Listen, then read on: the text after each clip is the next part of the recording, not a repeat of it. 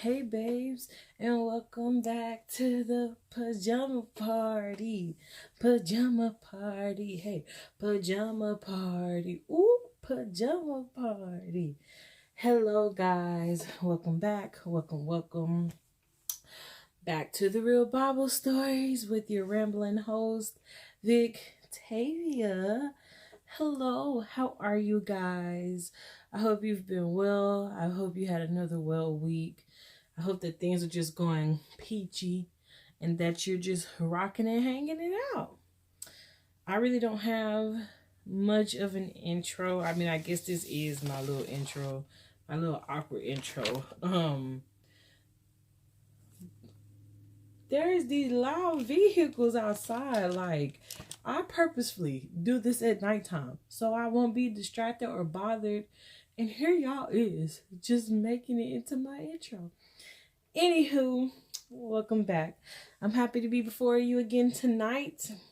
I am really excited to talk about the person we're going to talk about tonight because, like, I love him. Like, if I was alive back in those days, I probably would have wanted to be a wife. I'm just going to be honest with you. But as always, before we get started, please bow your heads, close your eyes, listen in for the prayer so I can talk to my Father. Lord, thank you for another opportunity to come before your people. Thank you for my 9th episode on the podcast, Lord. You've been faithful. You've been true. You are working things in me that I just know and believe are going to bring about great change, and great things are going to come to pass for your name's sake. And Lord, thank you for answering me and answering me and giving me what it is you would like for me to say to your people. So I ask right now that you will fall afresh on me, that you will forgive me for all of my sins. I ask that you anoint my tongue, my head, Lord, that you will speak through me to your people and get the point across to them that you want accomplished, Lord, because I am just your mere vessel. I am just here to do your bidding.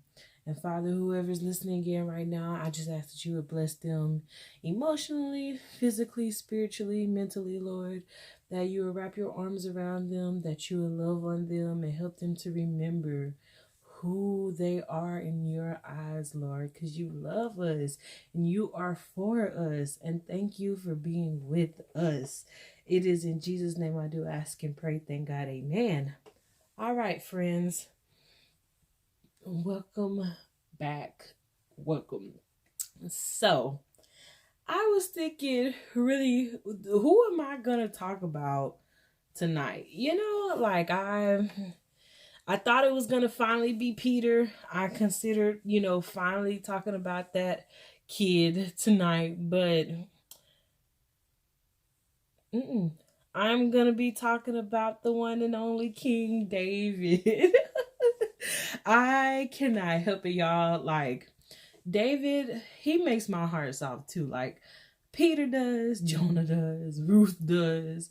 It's a whole lot of people. Samuel, it's a whole lot of people in the Bible who makes my heart soft. But David, he really makes me soft, especially because I've always loved that it says David was a man after God's own heart. Like, that's always stuck with me as a kid, and I've always been like, man, I want to be like David. But before I get into his story, let me be like him in another way and present you with karaoke time.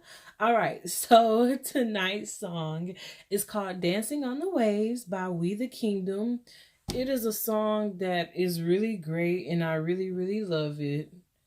A gnat attack. Anyways, I really, really love it. I've really listened to it a lot these past few days. So I am going to sing it for you. Yes, this is a thing. I'm standing at your door. My heart is calling yours. Come fall into my arms. You're weary from it all. Been running for too long. I'm here to bring you home. I'm reaching out. I'll chase you down. I dare you to believe how much I love you now. Don't be afraid. I am your strength. We'll be walking on the waters, dancing on the waves. Y'all, that song makes me so happy. I mean, I cry when I listen to it. I set every star into place so you would remember my name. I made it all for you. You are my masterpiece. You are the reason I sing.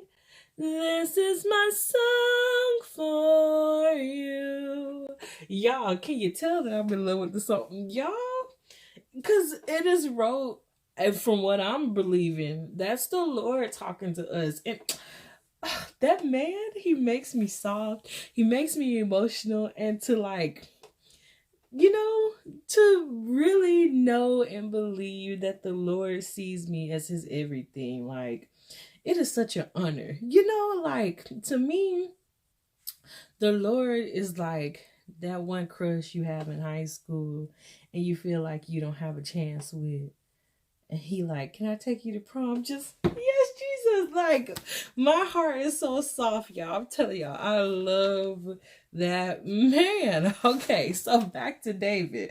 All right, like I said, the Lord could not make me in David's time, because he would have been like, I got a purpose for you. And I would have been like, yeah, I know, but King David. Like, King David. It was beautiful people in the Bible, y'all. So, King David was a man after the Lord's own. Bring it together. Get it together. Okay. So, reset. David, sorry, I feel really excited out of nowhere. But David, he was a shepherd boy. There's a lot of parts that I have in here. I might not put all the scriptures up. I might. It just depends on what the Lord puts on my heart. But I got a lot of ground to cover. So I didn't go and take out every little thing about David, because long stories, for sure. But really, you can find David's story mostly in, 1st and 2nd Samuel. It picks up around 1 Samuel 13, 14. I'm gonna read a few excerpts from the passage as well. But David was a shepherd boy, and he had brothers older than him who went to war at this time. He was, if I'm not mistaken, we're gonna come back to that. But so David was a shepherd boy. Lord, help me chase my thoughts. And he tended to the sheep, and he fought off like a bear, I believe. He killed a lion, and I'm just like, David, you know what I'm saying? He was gentle enough, or he was swift enough to kill the lion, but gentle enough to keep it from piercing the sheep's skin. And I'm just like, David, forget Boaz for a second. Let's talk about David. Oh, I know that the Lord doesn't judge us, but I kind of feel like he's looking at me like, I knew it. Father, I love him. I love him. It is innocent, I promise. But I'm just in awe, really. David, to me, he was such a strong person in the Bible, because I don't know if I would go up against a giant, y'all. I'm not going to tell the whole story, because I feel like it's personal for me to keep for myself for right now. But last week, the Lord told me to do something, and I flat out said, you're lying. And it was kind of quiet in my head, and I was just like, I know I did not just call this man a liar. were. And what did I do? I did it anyway. I did what he told me to do because I didn't want to be found guilty for not doing it. And I knew he would forgive me, but I know obedience is better. Like, obedience is up here. So, David loved God. He loved God. He was, quote, the man after God's own heart. And I'm going to read y'all the passages that this comes from. So really, we're going to be in 1st and 2nd Samuel. I'm going to dance over to Acts, but it's going to mostly be 1st and 2nd Samuel. So first scripture is 1 Samuel 13 and 14. I don't know why I don't keep my Bible or why I don't unzip it when I first, because that feels like that should be a thing. Anyways, 1 Samuel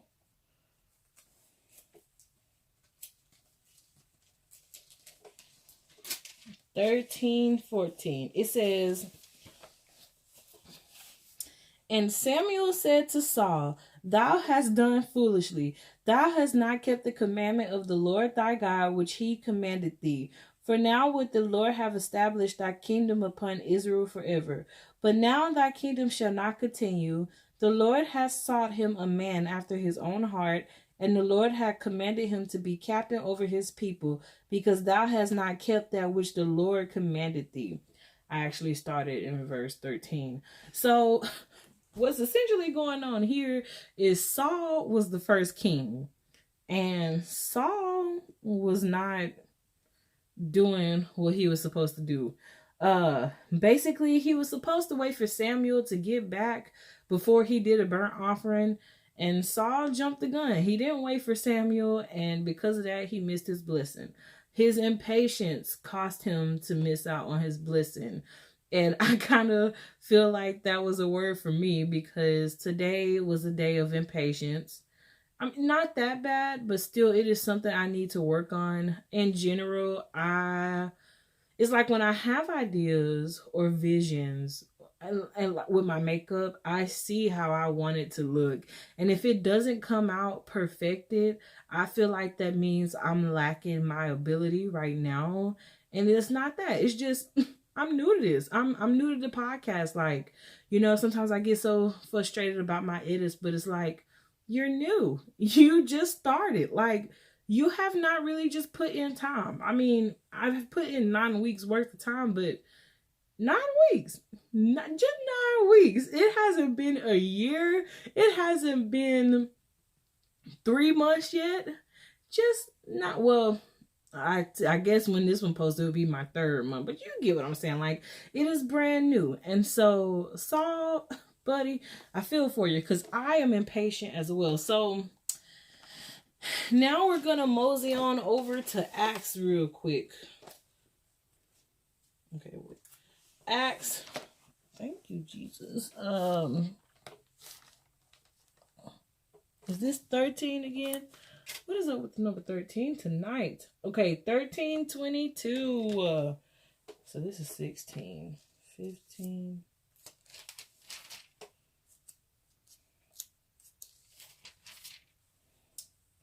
Okay, one more.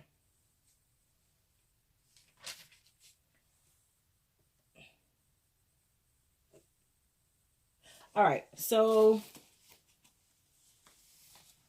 Acts 13:22. "And when he had removed him, he raised up unto them David to be their king, to whom also he gave testimony and said, I have found David, the son of Jesse, a man after my own heart, which shall fulfill all of my will.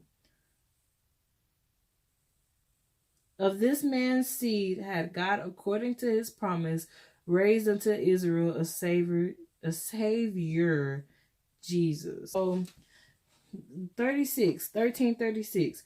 "For David, after he had served his own generation by the will of God, fell on sleep and was laid unto his fathers, and saw corruption. But he whom God raised again saw no corruption. Be it known unto you, therefore, men and brethren, that through this man is preached unto you the forgiveness of sins. And by him all that believe are justified from all things from which ye could not be justified by the law of Moses. So I'm pretty sure he's talking about Jesus. He raised him up again, and Jesus was not corrupt in any form of fashion. Poor David. I still have a soft spot for him. Okay, so anyways, he was after the Lord's own heart. He was favored. Okay, so this is what I want to read, y'all. It's gonna 1 Samuel 17:42 through 51. So let's go back to 1 Samuel. Okay. 17? Yeah. Y'all, 1 Samuel, now that I've read it, 1 Samuel is like truly a good story to me. 1st and 2nd Samuel, like they're good books to me. Okay. So, we're up in here and basically Israel are going up against the Philistines. And so David wants to fight. David's like, this is my time to shine. And everybody is kind of being a hater, and they're like, no, it's not. Like, what do you think you're doing? What do you even think you're capable of? Like, these are men. And David's like, I've wrestled lions, tigers, and bears. Like, who y'all think y'all fronting on? I'm gonna ebonize it a little bit and just say it like that. I totally took that line from TD Jakes as well. But David was like, I'm here for the smoke. Like, I want it all. Like, y'all don't know me. I got points to prove. And it is so just because he was sure of himself, you know? And that is where I strive to be. Sure of myself, putting my foot down in a respectful way, but going up against my enemies, my giants, and being like, look, you uncircumcised Philistine. I saw opportunity. I just had to take it because I could never call nobody that. Like, I could never use that as an insult to anybody because I know the Lord would be like, excuse me. Like, what are you out here doing? Do not talk to my children like that. So I have to be sweet and just say what David was thinking and go from there. But so David was going up. David was given armor. David was like, I cannot fit this. Like, this is too heavy for my body. I'm gonna be fine. I don't need y'all stuff. I'm rolling with the Lord. Like, I don't need your car. I don't need your support. I got the Lord on my side. So I'm gonna start at actually 40. So it's gonna be 17:40. It says, and he took his staff in his hand and chose him 5 smooth stones out of the brook and put them in a shepherd's bag which he had, even in a scrip. And his sling was in his hand, and he drew near the Philistine. And the Philistine came on and drew near unto David, and the man that bare the shield went before him. And when the Philistine looked about and saw David, he disdained them, for he was but a youth and ruddy and of a fair countenance. And the Philistine said unto David, am I a dog that thou comest to me with staffs? And the Philistines cursed David by his gods. And the Philistines said to David, come to me, and I will give thy flesh unto the fowls of the air and to the beasts of the field. Y'all, right there, I would be like, Father. But it says, then said David to the Philistine, thou comest to me with the sword and with the spear and with the shield, but I come to thee in the name of the Lord of the hosts, the God of the armies of Israel, whom thou hast defiled. This day will the Lord deliver thee into mine hand, and I will smite thee and take thine head from thee, and I will give the carcasses of the host of the Philistine this day unto the fowls of the air and to the wilds of the beasts of the earth, that all the earth may know that there is a God in Israel. And all this assembly shall know that the Lord saveth not with sword and spear, for the battle is the Lord's, and he will give you into our hands. Whew. Okay. It says, and it came to pass when the Philistines arose and came and drew nigh to meet David, that David hastened and ran towards the army to meet the Philistine. And David put his hand in his bag and took thence a stone and slang it and smote the Philistine in his forehead, that the stone sunk into his forehead, and he fell upon his face to the earth. So David prevailed over the Philistine with the sling and with the stone, but smote the Philistine and slew him. But there was no sword in the hand of David. Therefore David ran and stood upon the Philistine, and took his sword and drew it out of the sheath thereof, and slew him and cut off his head therewith. And when the Philistines saw that their champion was dead, they fled. See, y'all, this is so funny because I always tell my parents I like to play video games. Pause this real quick. Woo, sorry, y'all. I had to go tinkle, okay? Like, drinking this gallon of water. It was my fault. I started at 5 p.m. There was no reason I should have started drinking water that late. Anywho, David took off Goliath's head. And y'all, I'd have been like, see, that's what I meant. But see, David didn't do that. Well, he probably did. We don't know. But it reminds me of this dream I had a long time ago. I was younger. I think this is when I was still in grade school somewhere, but there was clouds around me. There was angels, and there was like little demons on the other side. And I was running with a spear in my hand, I want to say. And there was 2 like little demon creatures in front of me. And I was like, they are about to slaughter me. I was afraid, but I was going to fight them anyway. Like, I was still running towards them, though I was panicking. Y'all, in the midst of me running, like right before I got like to them, I was picked up and sat on this golden gate. And I'm just looking around, y'all, and the battle is being fought in front of me. Like, I never even had to touch them. Like, the Lord was like, let me just drop you here and let you just watch. And I thought of that because I was like, I would have been like, Lord, please. But now that I'm older, I've been like, Lord, I want to be courageous. Like, I want to be bold in you, you know, like, I want to believe in us so much that if you tell me to go slay a giant, I can do it because I have you. Like, I know who you say you are. Like, I know your words. And so that's why David, he just gets checks from me. So Saul, like I said, was the first head honcho, and he loved David. At first, he really truly loved David, but Saul ended up getting jealous, kind of like with your friends. You know, you have a good friend at first, they stay with you, and then out of nowhere, everything becomes a competition, and your success threatens them in some form of fashion, which is crazy. But it says Saul's jealous of David. So it says in verses 1 Samuel 18, I'm going to start at verse 6. And it came to pass as they came, when David was returned from the slaughter of the Philistine, that the women came out of all cities of Israel, singing and dancing to meet King Saul with tabrets with joy, and with instruments of music. And the women answered one another as they played and said, Saul has slain his thousands, and David his 10,000s. And Saul was very wroth, and the saying displeased him. He was very wroth, and the saying displeased him. And he said, they have ascribed unto David 10,000, and to me they have ascribed but thousands. And what, can he have more but the kingdom? And Saul eyed David from that day forward. Now, first of all, what does it matter? Like, you are king.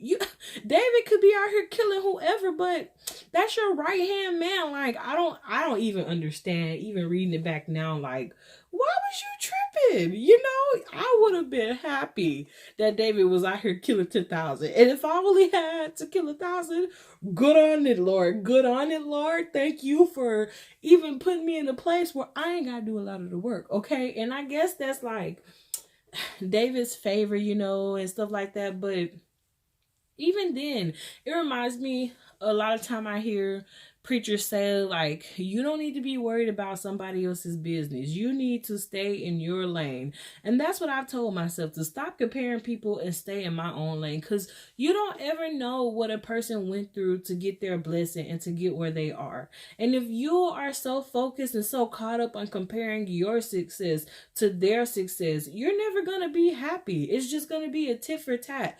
You're always going to feel like you have to prove something. You're always going to have to feel like you have to be better. And it's crazy because both of them were anointed. And the only reason David came through knocking doors down was because Saul didn't do right. Like, and even then, even after that, Saul tried to kill him. There was at one point, I think, where Saul threw a spear at him, and then at Jonathan, his son, because Jonathan was defending David. And y'all, I'm just gonna say, David and Jonathan got such a sweet bond. I was sad when Jonathan died. Like, I was just like, God, I know you work all things out, and we are not supposed to ask why, but this will hurt a little bit. Like, Jonathan's death really hurt. And I think it's because reading about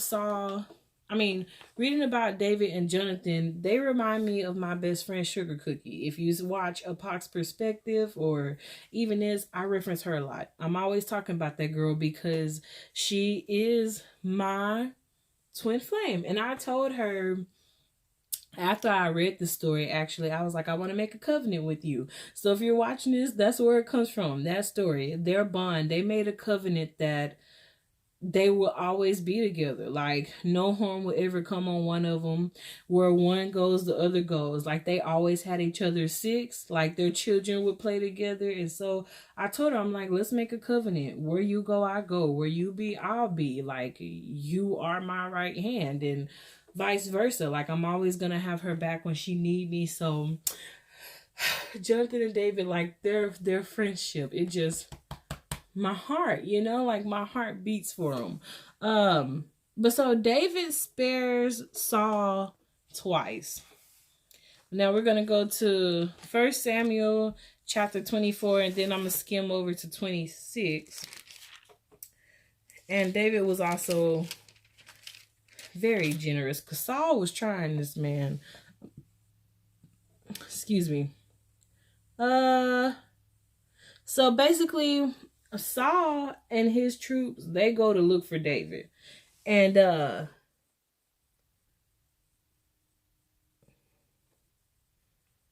Saul ended up coming into a cave.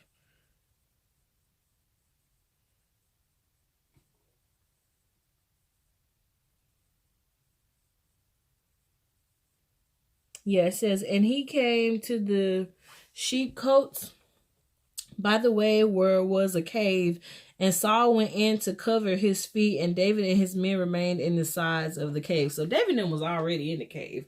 But here comes Saul moseying into the cave. And so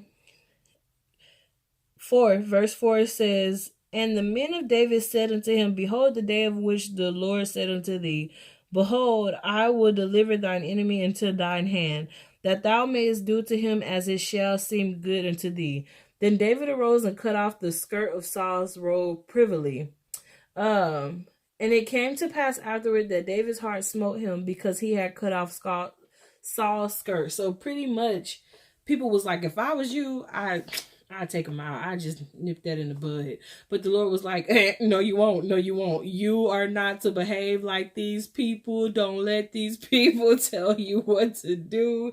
You need to be kind and generous and love this man. So it says, verse 7, so David stayed his servants with these words and suffered them not to rise against Saul. But Saul rose up out of the cave and went on his way. David also rose afterward and went out of the cave and cried after Saul, saying, my lord the king. And when Saul looked behind him, David stooped with his face to the earth and bowed himself. So basically, after this, David is like, I don't really understand why it is you're trying to kill me. I've done nothing wrong by you. Like, I've listened to what God said. I've been nothing but faithful to you. And look, I took your robe. You didn't even notice it. And like, if it wasn't for the Lord, your grace and mercy would be gone. Like, you'd be on the ground right now. And so Saul was like, oh, I've been such a fool, David. I was such a fool, and you shall be spared, and not a hair on your head will be touched. And he lied, because he went back and tried to do it again. And I'm just sitting here like, Saul, you have to be a different type of mad in my eyes to want to fight or kill a person who slew a giant. Like, you stood here and watched this man mollywop a Philistine. Like, what do you think he's gonna do to you? Like, you think your title as king really helps you? Like, the Lord saved you, Saul. It was nothing you did. So let's go over here to 26. The start of it is called Saul Pursues David.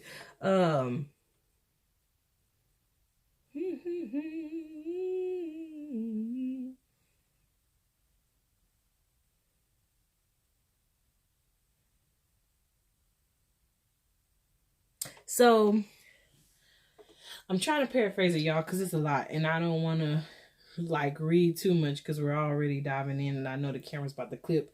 But Saul is pursuing David again. So when Saul goes to sleep in his camp, he's like in the middle of the camp, like when they go to sleep and camp out for the night. So David sneaks in with Abishai, and so David took the spear and the cruse of water from Saul's bolster, and they got them away, and no man saw it, nor knew of it, neither awakened, for they were all asleep, because a deep sleep from the Lord was falling upon them. See what I mean, Saul? You see what I mean? So it says,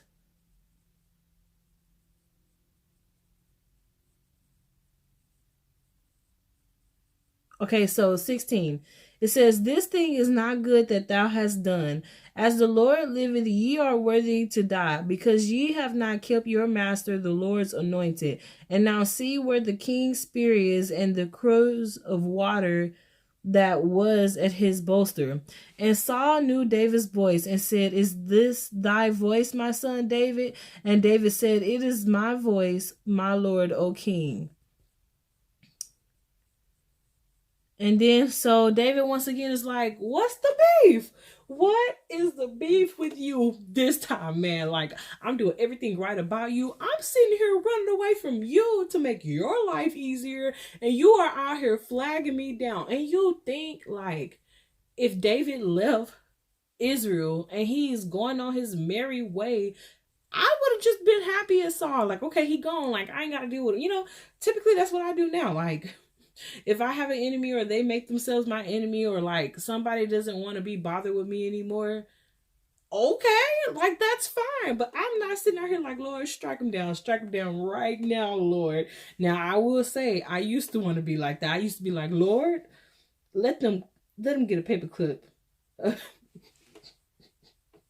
He won't even let me say it right. Let him get a paper cut, because paper cuts hurt. All right, paper cuts, they are the worst. That is one of the worst type of cuts you can ever get. To me, it hurts worse than like a normal cut. I don't know why. I don't know if it's like the thin slice. I don't know what it is. Like, yeah, I would do that. Let their car fall off a cliff into like a blanket of pillows and no harm come on them, but still like the scariness and the fear of that and the adrenaline. Like, y'all, I used to say stuff like this. That was my flesh. Like, Lord, I hope they stomp their toe or step on a Lego.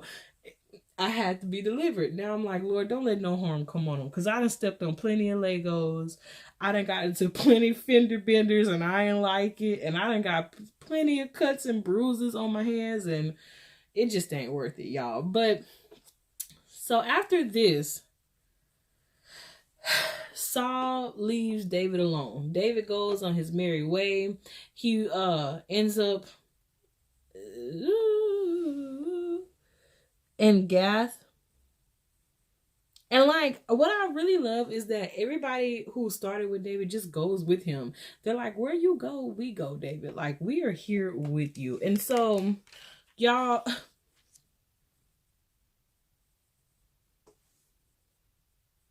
Okay. David was just, and he was beautiful.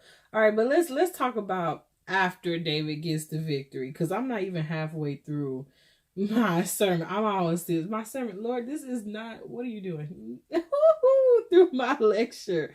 So we're going to 2 Samuel 11.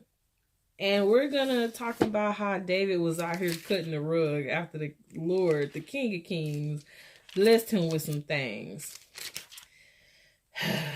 David, baby. David, baby. All right. And it came to pass after the year was expired, at the time when the kings go forth to battle, that David sent Joab and his servants with him, and all Israel, and they destroyed the children of Ammon and besieged Rabbah. But David tarried still at Jerusalem. And it came to pass in evening tide that David arose from off his bed and walked upon the roof of the king's house. And from the roof he saw a woman washing herself, and the woman was very beautiful to look upon. And David sent and inquired after the woman, and one said, Is this not Bathsheba, the daughter of Eliam, the wife of Uriah the Hittite? Okay. Uriah was a sweet man of David. All right, I'm going to just put it like that. Uriah was sweet.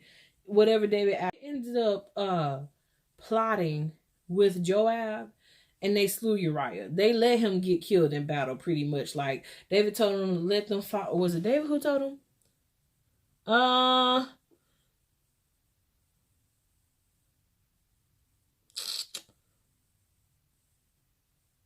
Yeah. It says, and it came to pass, verse 14, in the morning that David wrote a letter to Joab, and sitting by the hand of Uriah. And he wrote in the letter, saying, Set ye Uriah in the forefront of the hottest battle, and retire ye from him, that he may be smitten and die. Y'all, when I read that, I was just like, David. Because I remembered he did this, but I didn't remember. And I was just like, David, like, it just goes to show you, no matter how good of a person you think you are, that's why I always say never, because you don't know what you would do in that circumstance. David was so vexed by this lady, he forgot about God. He forgot about the covenant, the honor, and not only that, but the Lord had blessed him with everything. David had everything that Saul had. He had his wives. Like, the Lord gave him everything. The riches, the honorary titles, the kingdom. Like, David was after the Lord's heart first. And now he out here lusting after Bathsheba, who just went with this man after her husband was dead. And it's like, girl.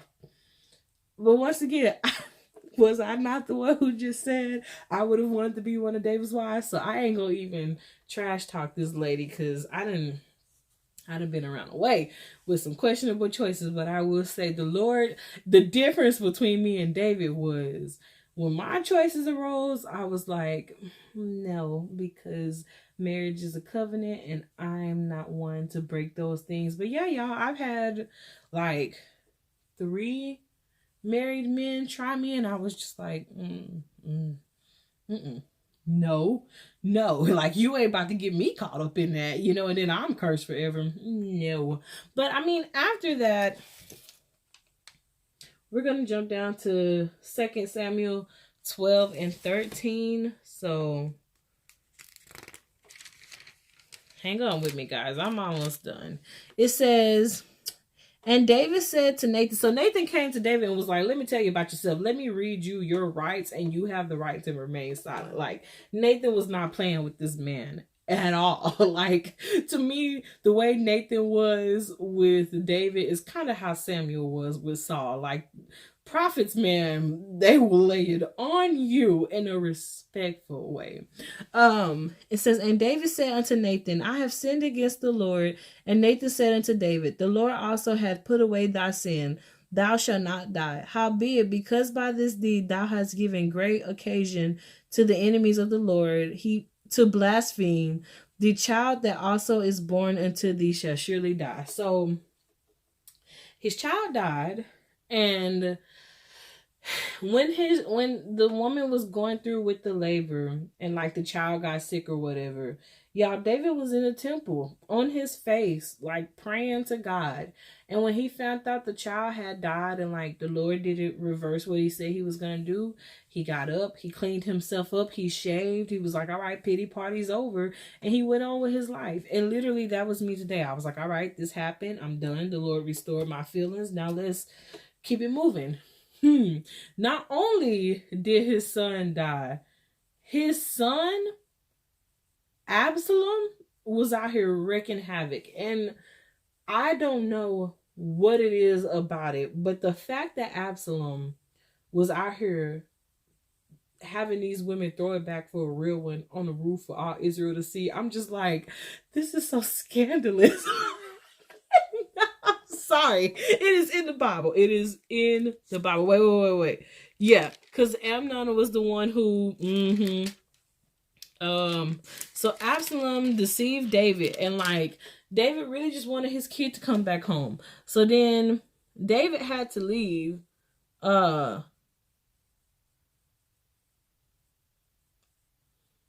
Zip. I misread that. Okay, so anyways, let me see.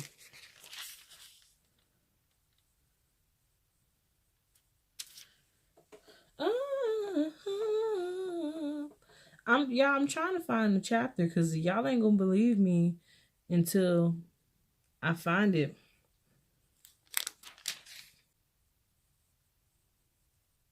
Okay, yeah.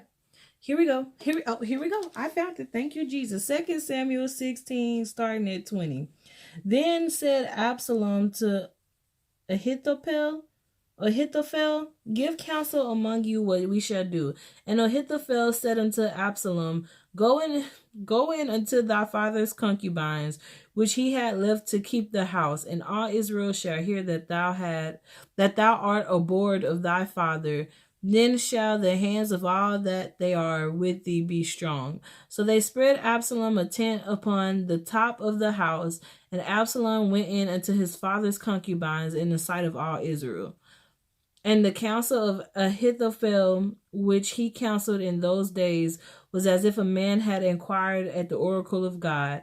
So was all the counsel of Ahithophel, both with David and with Absalom. Y'all, first of all, ain't no way. I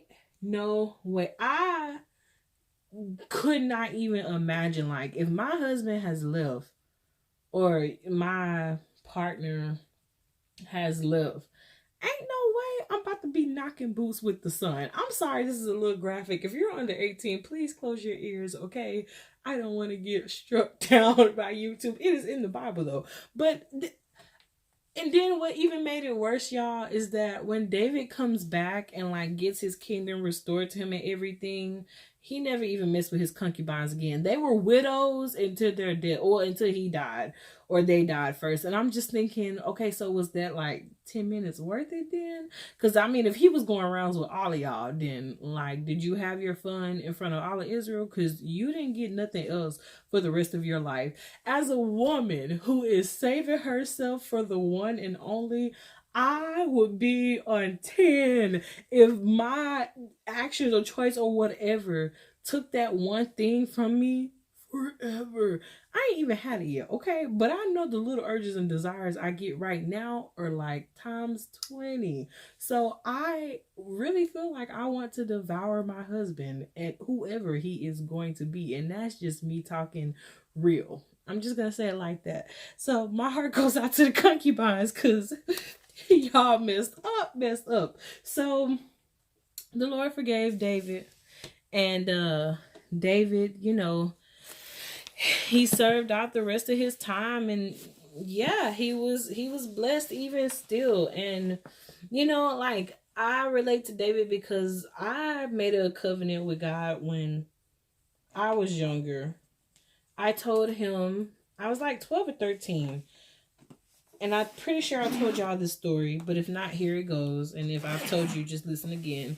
I told the Lord that I wanted to be after his heart like David was. I told him that.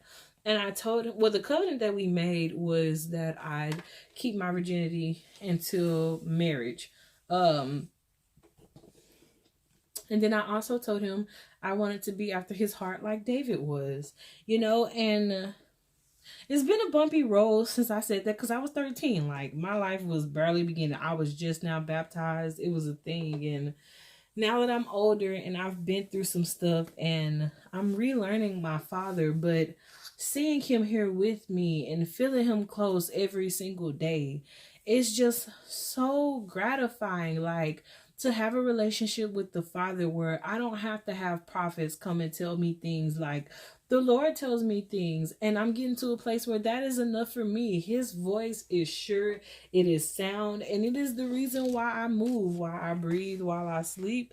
It's because of the Lord and His grace and mercy upon me. And I just want to get stronger with him. And I want to encourage you, if you're listening, to do it with me. We have a Father who thinks so highly of us that he sent his one and only Son to die for us. We could never earn that. We can't ever repay that. Like, there is nothing we could ever do, because not only did he create us, but he freed us. Like, that's a double whammy, and it doesn't get no better than that. And I love Jesus, like, that is why I'm doing this podcast. That is why I'm here before you, even struggling with my words and feeling like, is this appropriate banter for my channel? But I'm grown. Like, we're grown. We get those urges, and I feel like if you don't want to have real conversations, you shouldn't listen to it. Like, that's just how I feel. But I love him. Like, I love Jesus. And it's like, the more I say it and the more I sing over myself, my situation, and the more I really reach out and remind myself, like, he's right here. You may be frustrated, but he's right here. Like, you may be a little sad, but the Lord is with you. That really helps me and encourages me. And like I say, dancing on the waves really sealed the deal for me. I told y'all last week how the Lord has been keeping me and prospering me, and he's just amazing, y'all. He's amazing. But like David, I've had moments where I've done some things and said some things, and I'm just like, please don't strike me down. Because he has questioned me, like, if the Lord came back right now, what would you do?